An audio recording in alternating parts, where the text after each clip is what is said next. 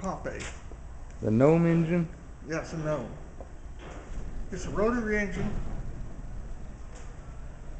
And mono single, it's a Pompey valve, single valve engine. The only valve in the engine is that exhaust valve on top.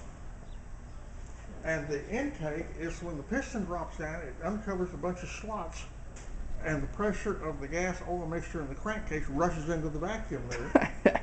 Wow.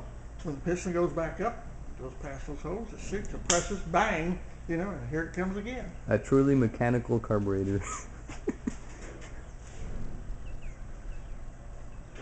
So you guys gonna assemble this one and make it run?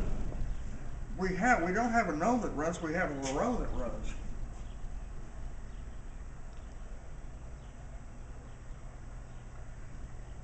And I think we have a better Curtis.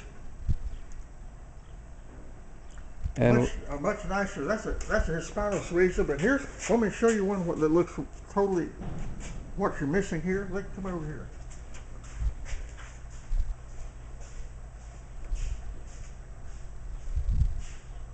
This is the bigger. Oh. When I was a little tiny kid, they actually used some of the steel things. This is a 300 horsepower Hisso here. It's a right Hisso, and that's the way the carburetor and intake system. There's your carburetor, and there's your intake valves, and the exhaust valves came out over there into regular headers that you'd recognize today. wow. And that's 300 horsepower. That's actually mounted in an airplane right now? It's in a frame, but I don't know what fuselage that is. It's bolted into. Wow. It used to be on a stand. I could roll it out for the engine display, but I don't know.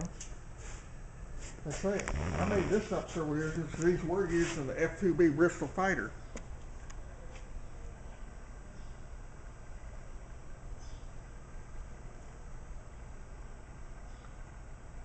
In fact, the Bristol was so good they used them in the Bristol in Tunisia and in the Middle East until the 1930s, where they had Arab revolutions there and Arabia and stuff like that.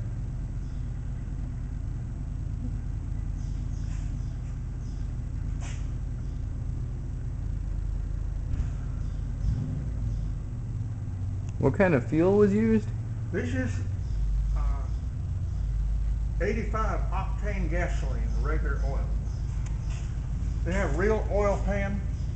This one has a dry sump system, but they either had a real oil pan and oil system just like your car has. Water-cooled engines. Super heavy, huh? Pretty heavy, yeah. This engine weighs about 450 pounds.